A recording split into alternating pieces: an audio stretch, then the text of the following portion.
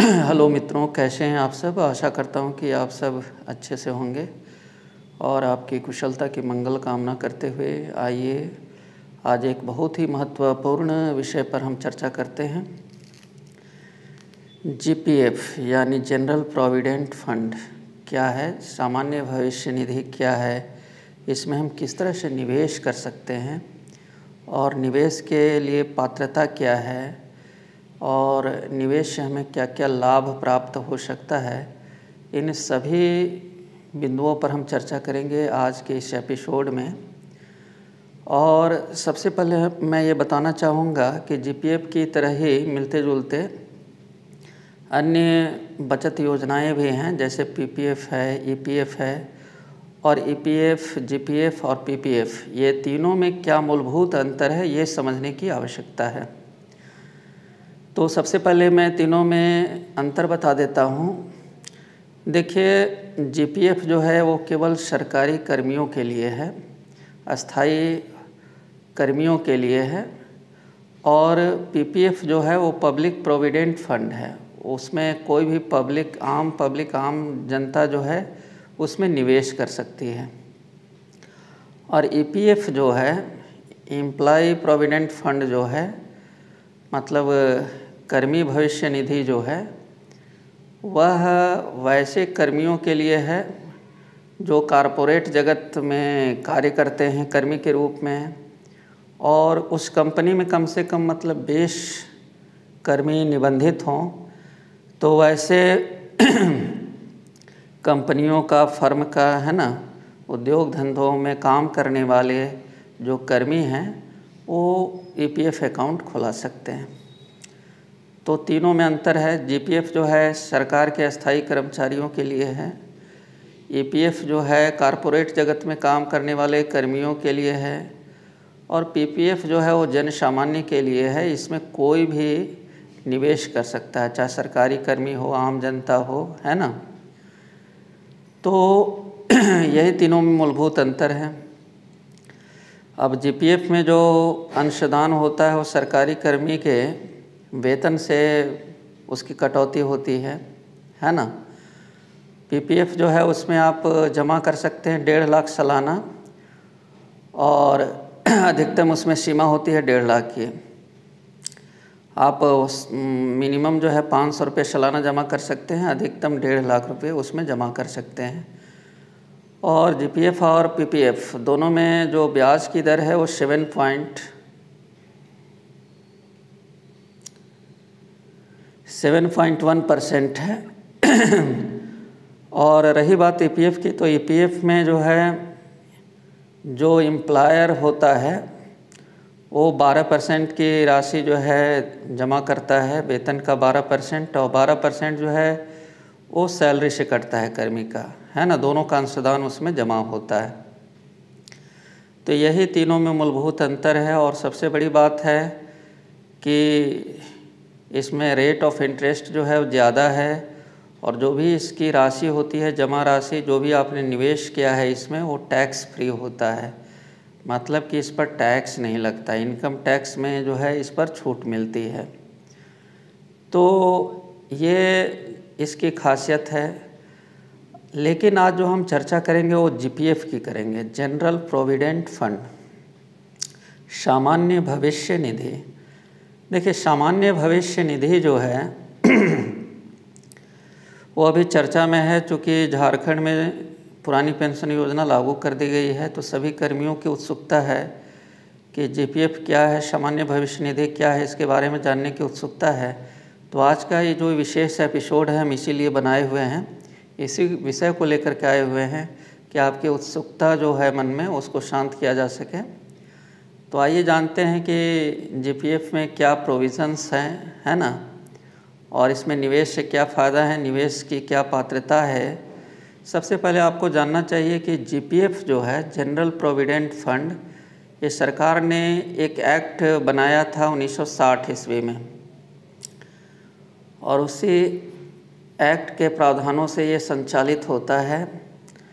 ये केंद्र सरकार की सेवाओं में जो भी कर्मी काम करते हैं उसके लिए लॉन्च किया गया था। इसके बाद ये जीपीएफ जो है समस्त, है ना, पूरे देश भर के केंद्रीय सेवाओं और राज्य सेवाओं सभी के लिए ये लागू कर दिया गया है। देखिए, तो आइए हम बिंदुवार चर्चा करते हैं। पहला बिंदु है कि किन्हें जीपीएफ का लाभ मिलता है, जीपीएफ में कौन जो है निवेश कर सकते हैं। तो जैसा कि आप स्क्रीन पर देख पा रहे हैं, सभी अस्थायी सरकारी कर्मी जो भारतीय नागरिक हैं। देखिए, इसमें राज्य सेवा या केंद्र सेवा के कोई भी सरकारी कर्मी हैं तो इसमें वो इसकी सदस्यता ले सकते हैं, इसमें निवेश कर सकते हैं। अस्थायी कर्मी जिन्होंने लगातार 1 साल की सेवा पूरा कर लिया हो। देखिए, इसमें अस्थायी कर्मी भी ये सदस्यता ले सकते हैं जिन्होंने 1 साल की सेवा पूरी कर ली हो सरकारी सेवा में। सेवानिवृत्त पेंशनर जिन्हें फिर से नियोजित किया गया हो। देखिए, जैसे आर्मी में 45 इयर्स में ही जो है रिटायरमेंट हो जाती है, तो वहाँ पर वो जो सेवानिवृत्त पेंशनर हैं, है ना, तो फौजी जो सेवानिवृत्त हो जाते हैं 45 इयर्स में और फिर से कहीं मान लीजिए कि उन्होंने सिक्योरिटी गार्ड की नौकरी कर ली हो, फिर से उनको नियोजित कर लिया गया हो, तो वे भी जो है सो इसकी सदस्यता ले सकते हैं। ऐसे संगठन के कर्मी जहां ईपीएफ एम्प्लॉय प्रोविडेंट फंड, जैसा कि मैंने शुरू में ही बताया था, कर्मचारी भविष्य निधि एक्ट 1952 लागू होता है। देखिए, ईपीएफ से जो आच्छादित हैं, कॉरपोरेट जगत में काम करने वाले जो कर्मी होते हैं या उद्योग धंधों में काम करने वाले जो कर्मी होते हैं, असंगठित क्षेत्रों में काम करने वाले जो कर्मी होते हैं, जहाँ पर कि फर्म में कम से कम जो है 20 से अधिक कर्मी काम करते हैं, तो वहाँ ईपीएफ की कटौती होती है ना, कर्मी के सैलरी से। तो वहाँ जो है वो जीपीएफ की सुविधा भी ले सकते हैं, है ना, अपनी सैलरी से जीपीएफ में भी कटौती करा सकते हैं। तो ये सभी जो है पात्र हैं, जीपीएफ में सदस्यता ले सकते हैं। अब अंशदान का नियम, आप कैसे कंट्रीब्यूट कर सकते हैं। देखिए, जीपीएफ अकाउंट में कर्मी को अंशदान देना होता है ना। यदि आपने जीपीएफ अकाउंट खोला रखा है तो आपको उसमें कंट्रीब्यूशन करना होगा। ये कंट्रीब्यूशन कितना होगा, यह अंशदान कर्मी के वेतन का 6% से लेकर 100% तक हो सकता है। देखिए, कर्मी का जो वेतन है, मूल वेतन, उसका 6% आप कम से कम आपका 6% कटेगा ही कटेगा, 6%, है ना। 6% से आप अधिक कटा सकते हैं, कम नहीं कटा सकते, और अधिक से अधिक पूरा वेतन भी कटा सकते हैं। जैसा कि इसमें लिखता है कि 100% तक आप कटौती करा सकते हैं। मान लो कि आपको वेतन की आवश्यकता नहीं है तो पूरा वेतन भी आप जीपीएफ में जमा कर सकते हो। इसके बाद है कि कर्मी को हर माह अंशदान करना होता है। इसमें मासिक सदस्यता होती है, हर माह आपको कंट्रीब्यूट करना होगा, है ना, वेतन से कटौती देना होगा। और यह अंशदान सेवानिवृत्ति के 3 माह पूर्व तक किया जाता है, यानी सेवानिवृत्ति से 3 माह पहले अंशदान लेना बंद कर दिया जाता है। देखिए, जीपीएफ का नियम है कि आपका रिटायरमेंट जो है मान लो कि दिसंबर में है, तो 3 माह पहले ही, मतलब कि अक्टूबर से ही जो है आपका, मान लो कि 31 दिसंबर को रिटायरमेंट है, तो अक्टूबर से ही आपका कटना जो है बंद हो जाएगा जीपीएफ। 3 माह पहले ही जो है, रिटायरमेंट के 3 माह पहले ही जीपीएफ कटना बंद हो जाता है। यदि कर्मी निलंबित है तो उसे अंशदान नहीं करना होता है। यदि कोई कर्मी सस्पेंड है किसी वजह से, तो उस समय जो है सो उन्हें जीवन निर्वाह भत्ता मिलता है, तो वैसी स्थिति में उनकी, है ना, वेतन का आधा हिस्सा ही मिलता है। उस समय जो है इसमें जीपीएफ में कंट्रीब्यूशन नहीं करना होता है, कंट्रीब्यूशन से छूट दी गई है। नॉमिनी बनाना, अब आप जीपीएफ में जो भी राशि जमा करते हैं तो रिटायरमेंट के बाद वो ब्याज सहित जो है आपको वापस मिलता है। और मान लीजिए कि किसी कारण से दुर्भाग्यवश यदि जो है जमा करने वाला व्यक्ति कर्मी नहीं रहा, तो सारी जमा राशि जो है वो नॉमिनी को दे दी जाती है। इसलिए इसमें नॉमिनेशन का प्रावधान है। आप नॉमिनी किसे बना सकते हैं। देखिए, जीपीएफ में जुड़ने के साथ परिवार के किसी सदस्य को नॉमिनी के रूप में नाम देना होता है। मतलब कि आप परिवार के किसी भी सदस्य को, अपनी पत्नी को, है ना, अपनी माताजी को, पिताजी को, या अपने बच्चों को, किसी को भी आप नॉमिनी बना सकते हैं। एक या एक से अधिक सदस्य को अपना नॉमिनी बना सकते हैं, लेकिन ऐसी स्थिति में उनके बीच किसे कितना हिस्सा मिलेगा बताना होगा। देखिए जीपीएफ में प्रावधान है कि आप एक से अधिक नॉमिनी बना सकते हैं। मान लीजिए कि आप पत्नी के अलावा अपने बच्चों को भी नॉमिनी बनाना चाहते हैं, तो आपको बताना होगा कि पत्नी को हम कितना हिस्सा देना चाहते हैं। मान लो कि आप पत्नी को 50% हिस्सा देना चाहते हो और 2 बच्चे हैं तो दोनों को 25-25% हिस्सा देना चाहते हो, तो ये आपको लिखना होगा उस पर। वयस्क को भी आप नॉमिनी बना सकते हैं। यदि बच्चे 18 साल से कम उम्र के हैं तो आप उनको भी जो है नॉमिनी बना सकते हैं। आपको इसके लिए एक फॉर्म भरना होता है। मैंने बताया कि जीपीएफ की सदस्यता जब आप लेंगे तो आपको 2 प्रकार के फॉर्म भरने होंगे। एक तो जीपीएफ की सदस्यता लेने के लिए और दूसरा नॉमिनेशन फॉर्म, है ना। अगला है कि यदि कर्मी की मृत्यु हो जाती है तो जीपीएफ में जमा राशि नॉमिनी को दे दी जाती है। तो मैंने पहले ये भी बताया था कि जीपीएफ में जो भी राशि जमा है, कर्मी यदि मृत्यु हो जाती है दुर्भाग्यवश, तो जो भी जमा राशि है ब्याज सहित जो है नॉमिनी को दे दी जाती है। यदि नॉमिनी आपने अधिक बनाए हैं तो आपके दिए गए शेयर के अनुसार जो है नॉमिनी के बीच जो है पैसा को, राशि को डिस्ट्रीब्यूट कर दिया जाता है। मृत्यु की स्थिति में जीपीएफ में जमा राशि के अतिरिक्त राशि भी दी जाती है। यदि दुर्भाग्यवश जो है बीच में ही कर्मी की मृत्यु हो जाती है तो जमा राशि और ब्याज तो दी ही जाएगी, इसके अलावा जो है एक एडिशनल राशि भी दी जाती है, अतिरिक्त राशि भी दी जाती है। और वो कितनी होती है, तो कर्मी की मृत्यु के ठीक पहले 3 साल के औसत जमा के बराबर होगी। मतलब कर्मी जब मरा तो मरने से पहले जो 3 साल उसने जो जमा किया था, है ना, अकाउंट में, जीपीएफ अकाउंट में, उसका औसत निकाला जाता है।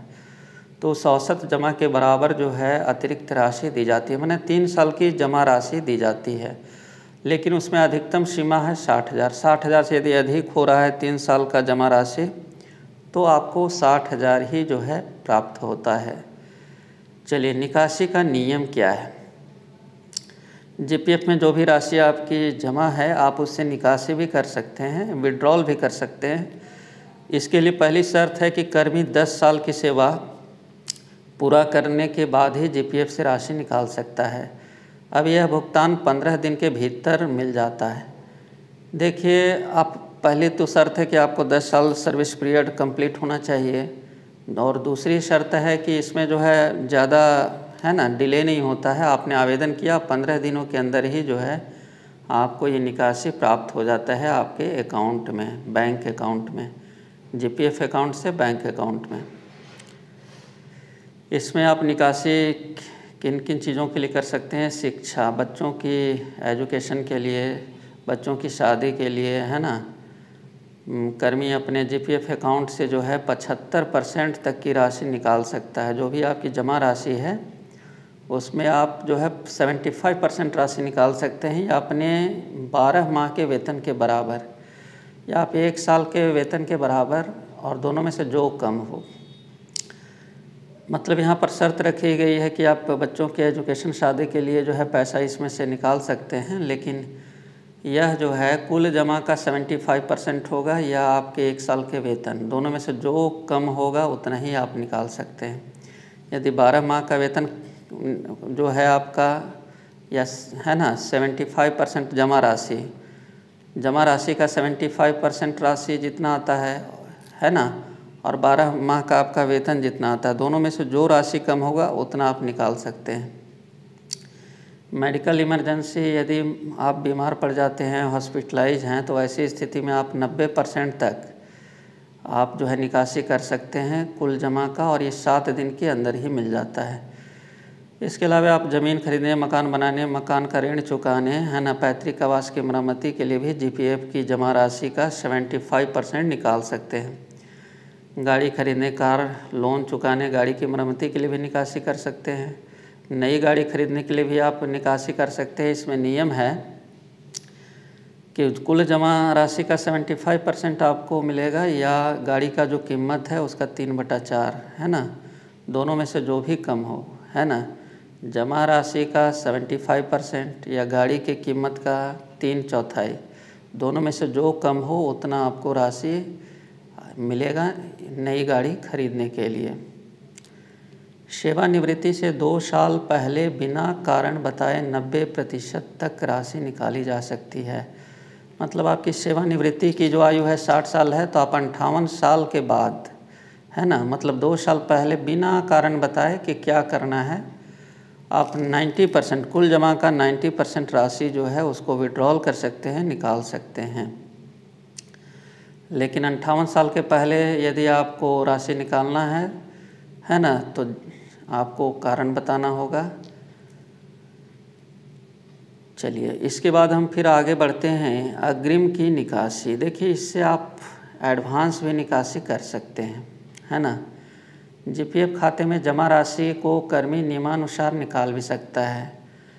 देखिए, यदि जीपीएफ में जितनी राशि जमा है उसको हम निकालना चाहते हैं तो निकाल भी सकते हैं, शादी, मेडिकल इमरजेंसी, शिक्षा आदि के लिए। यह जो हम उससे निकालेंगे वो 12 महीने के वेतन के बराबर या जीपीएफ में जमा राशि का 2/3 दोनों में से जो कम हो उसको हम निकाल सकते हैं। लेकिन विशेष परिस्थितियों में प्राधिकार की अनुमति से यह 90% तक निकाला जा सकता है।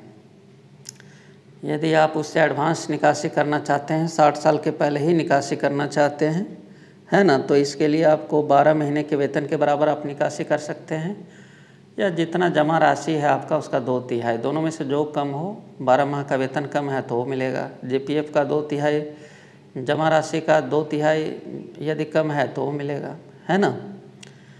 निकाली गई अग्रिम की राशि को वापस करना होता है। देखिए, आपने 60 साल से पहले यदि निकाला है तो आपको फिर उसको वापस करना होगा, है ना, और वापस करके उसमें जमा करना होगा, है ना।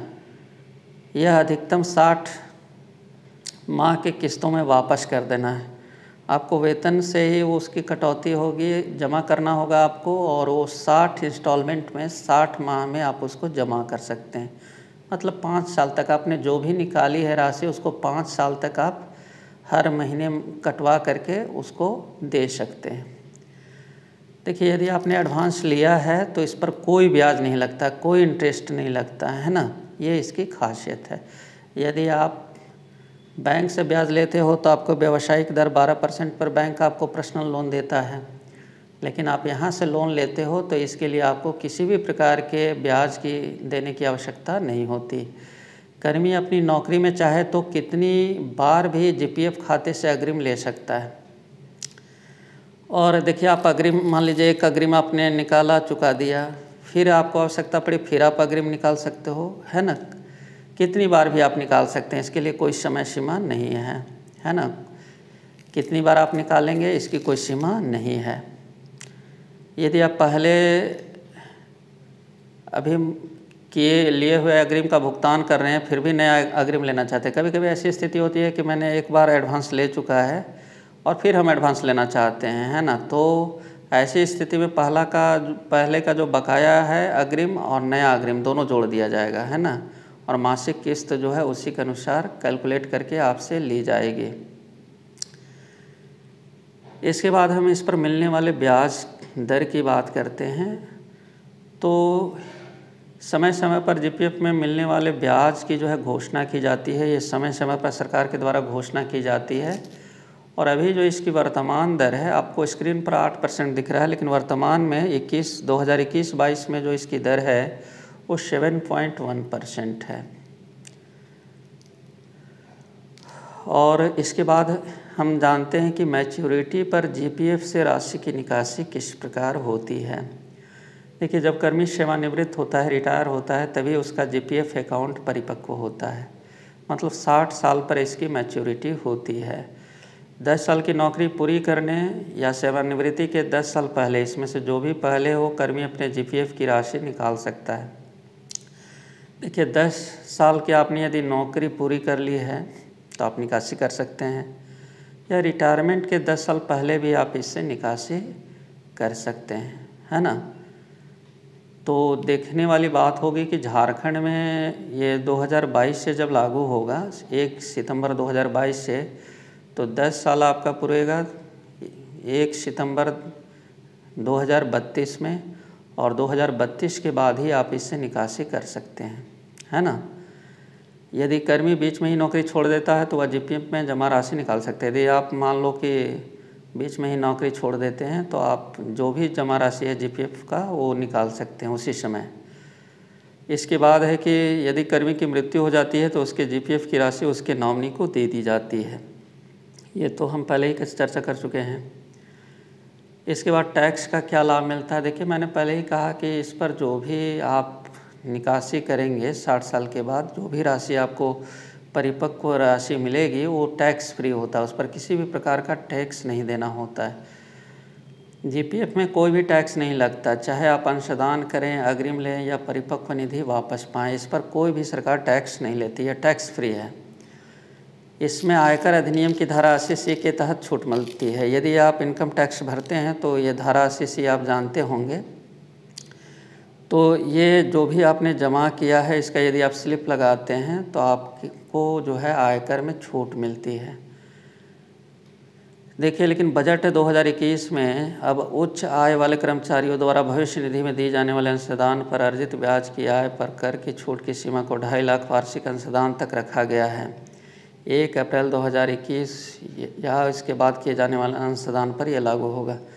देखिए, सीधा सीधा कहना है कि यदि आप सालाना 2.5 लाख से ज़्यादा आप इसमें जमा करते हैं, कोई भी कर्मी जिसकी आय बहुत अधिक है और 2.5 लाख से वो ज़्यादा इस पर जमा करता है तो उसको जो है इस पर अर्जित आय पर टैक्स देना होगा, है ना। स्वाभाविक है कि आप 2.5 लाख सालाना जमा कर रहे हैं तो आपकी आय अधिक है, तो सरकार ने 2021 के बजट में इसको टैक्सेबल कर दिया है, मतलब इस पर टैक्स देना होगा। तो ये थी एक संपूर्ण जानकारी जीपीएफ के बारे में। और चलते चलते मैं एक अपडेट दे दूं। बहुत से हमारे कर्मी बंधुओं को इस बात की आशंका है कि सितंबर 2022 का वेतन जो है वो कैसे मिलेगा, कहीं वेतन मिलने में डिले तो नहीं होगा, इस वजह से कि हमारा जीपीएफ अकाउंट अभी तक नहीं खुल पाया है। तो जैसा कि अभी संकेत मिल रहा है सरकार की ओर से, सरकारी सूत्रों से जो सूचनाएं मिल रही हैं कि किसी का भी वेतन जो है वो बाधित नहीं होगा, बल्कि बिना जीपीएफ कटौती किए संपूर्ण वेतन जो है आपको सितंबर 2022 का मिल जाएगा। क्योंकि 26 सितंबर के बाद जो है दशहरा शुरू हो रहा है और जब भी अमूमन इस तरह के पर्व त्यौहार शुरू होते हैं तो कर्मियों को यह अग्रिम वेतन देने के लिए जो है आदेश आ जाता है। तो ऐसी स्थिति में जो है, चूँकि समय कम है और जीपीएफ अकाउंट खोल पाना इतना जल्दी संभव नहीं है, इसलिए सितंबर 2022 का जो है संपूर्ण वेतन सभी को दे दिया जाएगा। और इसके बाद जब जीपीएफ अकाउंट खुलेगा, है ना, चाहे ये ऑनलाइन खुले या ऑफलाइन खुले, है ना। ऑफलाइन जब खुलेगा तो 2 तरह के फॉर्म भरे जाएंगे, जीपीएफ की सदस्यता का फॉर्म और एक नॉमिनेशन का फॉर्म। या ऑनलाइन भी ये फॉर्म भरा जा सकता है और डीडीओ है ना के पास जमा किया जा सकता है। तो जैसे भी हो, ये युद्ध स्तर पर, अभियान स्तर पर जो है सभी कर्मियों का जीपीएफ अकाउंट जो है खोला जाएगा और इसमें कम से कम जो है 15-20 दिन या 1 महीने का भी टाइम लग सकता है। और जब आपको जीपीएफ अकाउंट नंबर मिल जाएगा, इसके बाद जो है आपके वेतन से जो है जीपीएफ अकाउंट में जो है कटौती शुरू हो जाएगी। और यदि आपको सितंबर का पूरा वेतन मिल जाता है तो ये जो है सो कटौती जो है अगले माह के वेतन में, है ना, जीपीएफ से की जाएगी। चलिए, तो आज का एपिसोड कैसा लगा आप हमें कमेंट करके ज़रूर बताएं। और यदि हमारी चैनल में दी गई बातें अच्छी लगती हैं तो आप चैनल को सब्सक्राइब कर लें ताकि आपके पास इसका नोटिफिकेशन जो है मिलता रहे। आप हमारे चैनल को लाइक करें, सब्सक्राइब करें ताकि इसी तरह से उत्साहवर्धन होता रहे मेरा, और मैं नए नए विषयों पर जो है कर्मियों के लिए और अन्य जो अभ्यर्थी हैं प्रतियोगी परीक्षाओं के लिए, उनके लिए जो है अच्छी अच्छी जानकारियाँ इसी तरह से लाता रहूं। चलिए, मिलते हैं नेक्स्ट एपिसोड में, तब तक के लिए सभी का धन्यवाद। Thank you.